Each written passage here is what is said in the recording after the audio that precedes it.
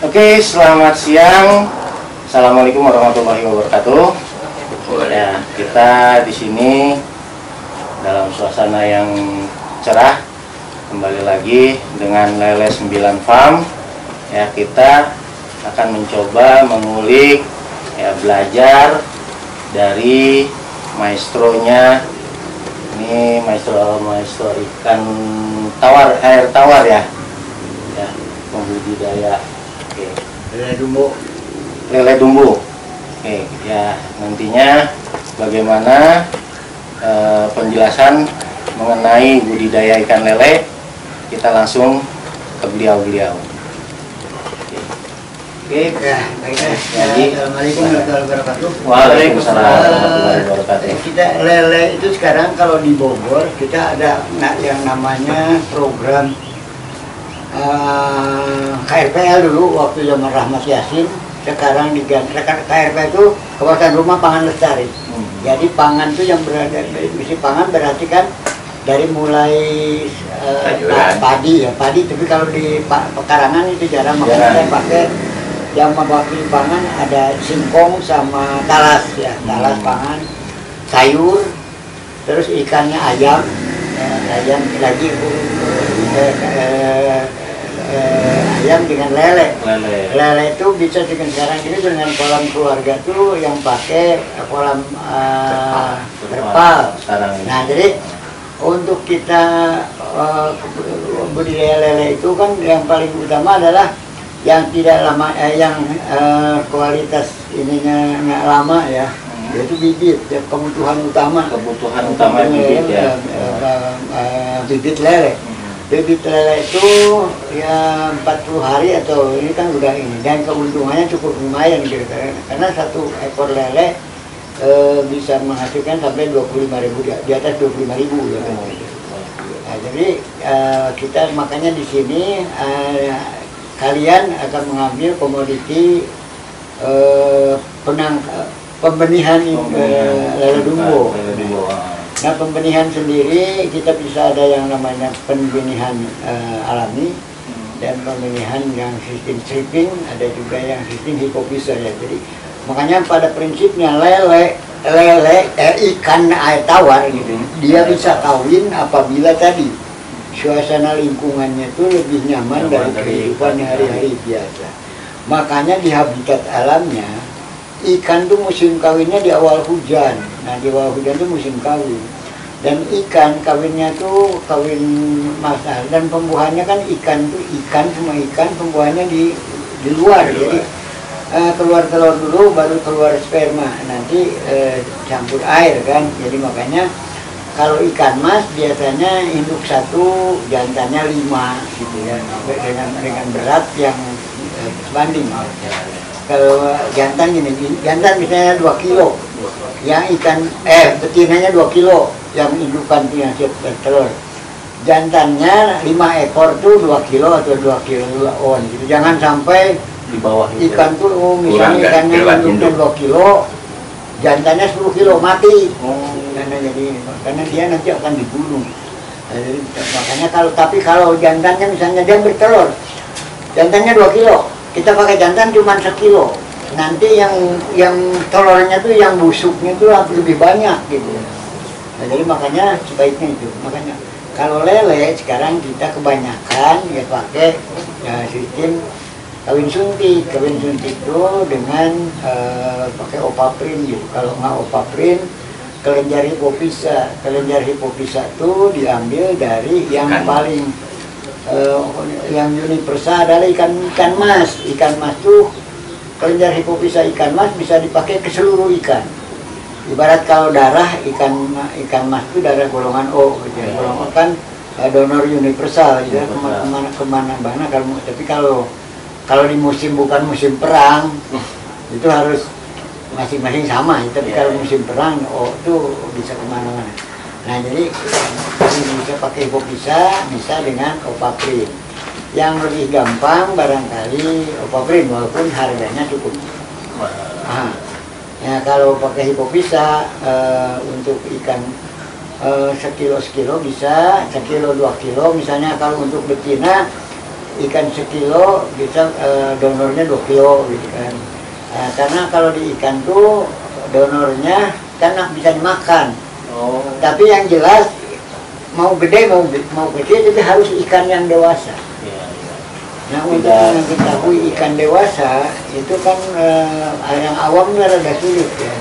Karena kalau misalnya di ikan mas, kalau udah dipijit keluar sperma itu dewasa. Jadi walaupun ikannya segede gini. Ya, karena dia dari umur kan 6 bulan itu dewasa. Meskipun bentuknya tapi kalau ikan kecil yang di kolam deras itu bisa segede gini. Tapi kalau di kolam yang kurus ada yang cuma 6 bulan segede gini. Nah, makanya itu. Nah, kita di sini bisa. Nah, kalau kita mau alam ya, sedangkan kolam kita kolam terpal. Ya, itu mau alam tuh harus pakai tadi bisa pakai bata merah, kering. Tujuan bata merah satu adalah untuk meningkatkan oksigen terlarut. Kedua, untuk bata merah kering yang dicelupkan ke air itu akan mengeluarkan bau ampo. Jadi kayak parfum lah untuk kita. Untuk merangsang ya. Memang kakabannya ya minimum kalau sekilo 2 kilo itu 10 lah kakaban. Kakaban yang bambu dijukan. Di sini kebetulan kakabannya bangunnya itu Cokot Manjaya. Kita udah disiapkan ada udah ada satu-satu aja. Dan jadi yang paling ikan tuh kalau mau pakai suntikan dengan Opaprim, Cokot dengan Opaprim. Dengan Opaprim nyuntiknya tuh kira-kira sekitar jam 4 lah. Jam 4. Karena sesudah disuntik akan dia bereaksi bertelur antara tadi aja nagus. Iya kan? Eta lain tanah dina mari nu ngagoler. Kalau mari nu ngagoler eta di dinya.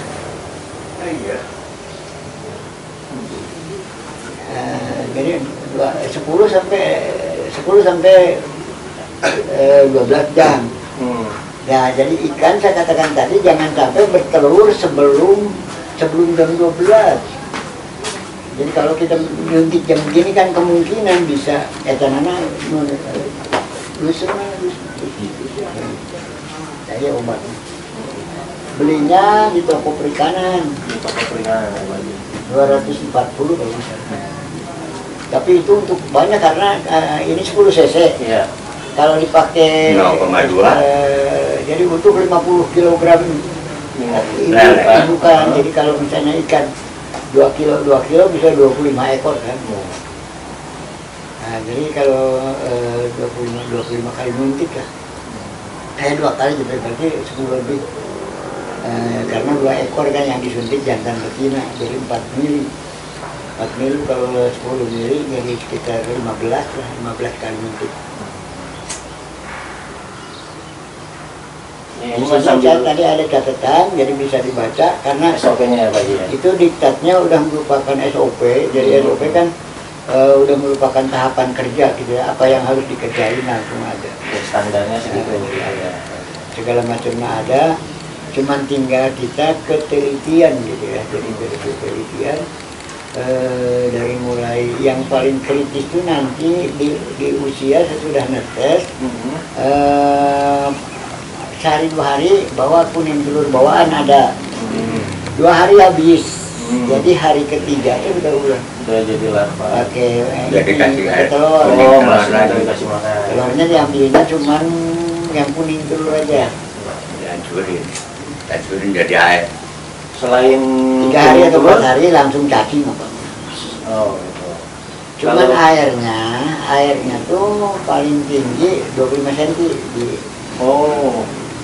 Ada ukurannya ya Pak Ji? Karena gini, kalau airnya kalau ikannya masih kecil, airnya terlalu jauh, terlalu dalam, dia nggak kuat ini.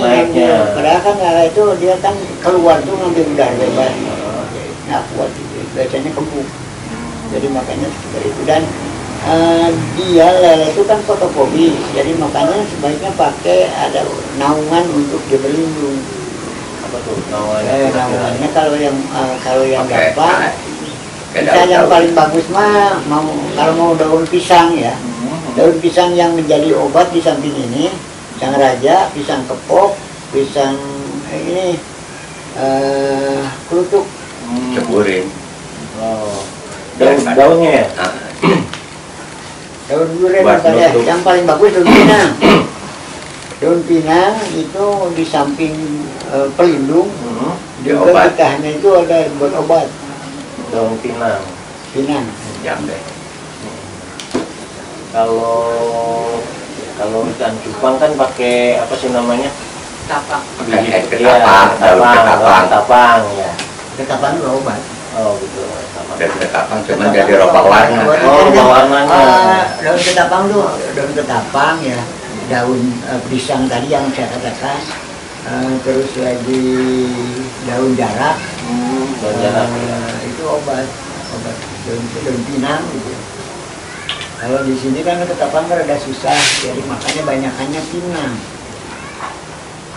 Mungkin bisa dikasih gambaran Pak Haji, prosesnya dari step by step ya, dari kita milih indukan gitu, terusnya cara ngawinnya gimana gitu. Dan ngawinnya itu, misalnya kita kan mau ngawinin, di ada kolam, Ya, tinggal ini aja suntik dua-duanya. suntik dua-duanya.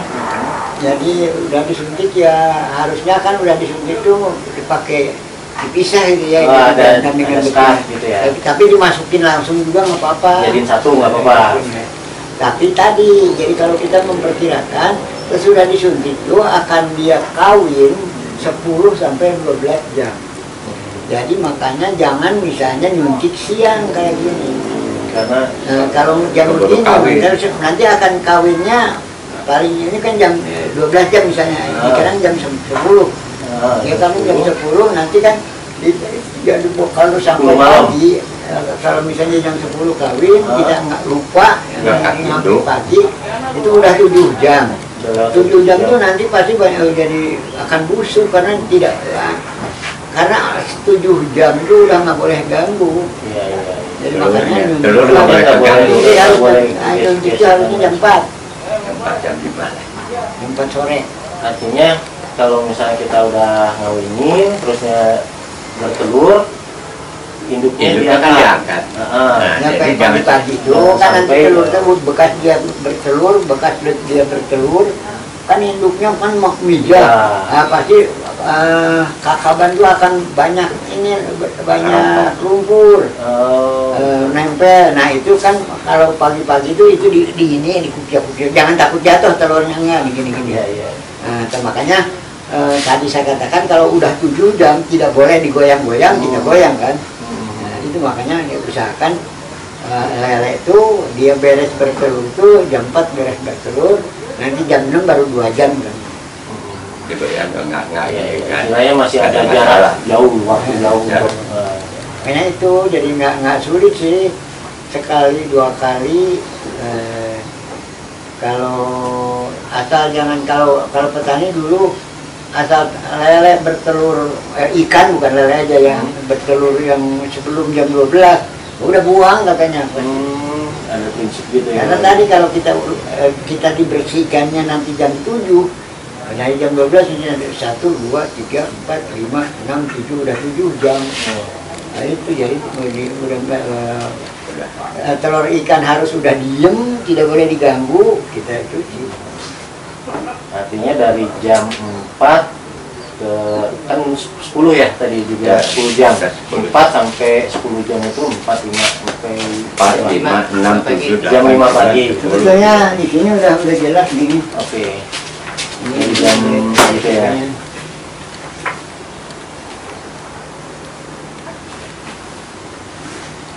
Segala macam.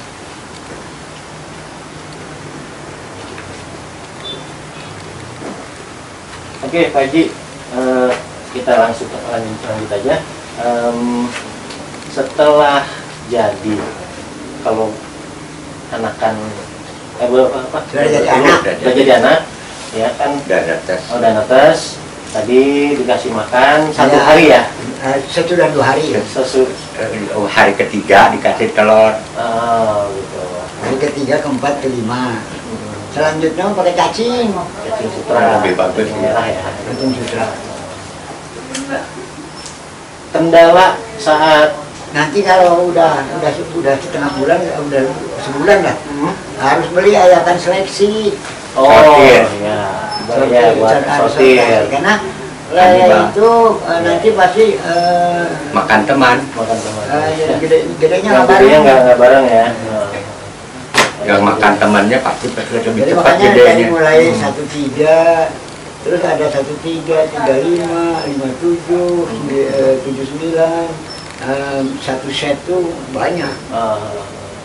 Nah, kalau ini udah masuk ke analisa bisnisnya jadi ya, untuk kira-kira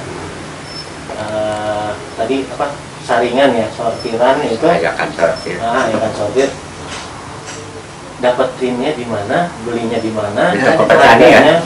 berapa gitu. Berapa perikanan? Banyak. Banyak ya.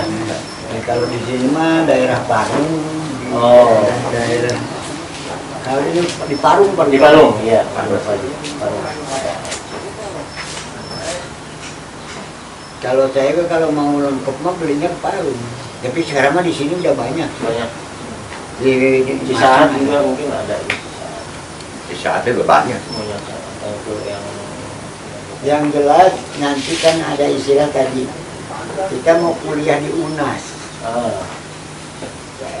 LBD gitu ya, learning by doing, learning by doing. belajar sambil bekerja.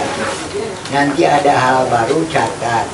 Ya bisa via telepon juga kita nanti bisa nomor saya catat aja 0821 0821. Oh, kita udah ada Pak Ji? Ya? Ada. Yang kan dikasih ke yang Roni itu loh. Kita ada simpan. Yang orang yang salah kurang teh sudah teh si Dodo kawas benih. Kadang endo. Itu anak tuh kerja di mana tuh anaknya? Anak. Yang kemarin nanya ke saya. Ini di rumah dia nih. Oh, si Roni. Si Roni. Roni mah dia sempat sama saya bekerjanya di bangunan di sana di Depok. Makanya saya waktu itu Dodo. Karena orang Depok. Saya teman saya ada pengawas benih.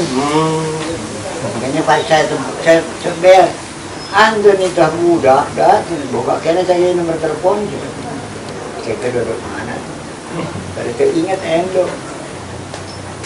Endo orang mah ingat tenang saya juga kan di Sumedang. Nah jadi gitu, jadi sambil nanti ya, sambil praktek. Oh ya.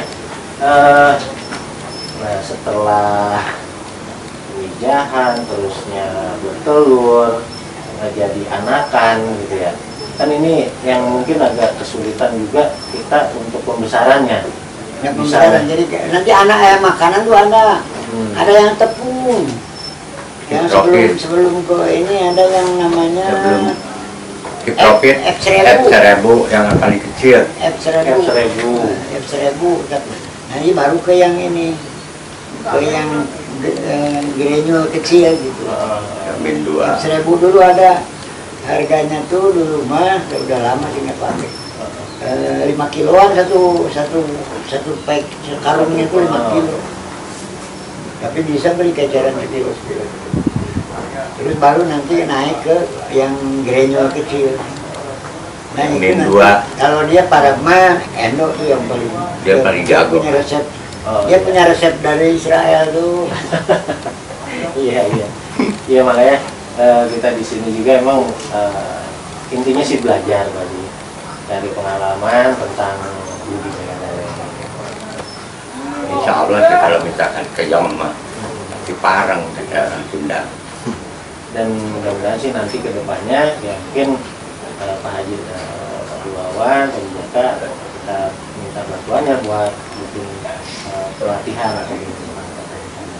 Ya jadi memang cuma di sini saya lagi udah lama saya nggak sepanjang corona ini saya memang nggak mijahin.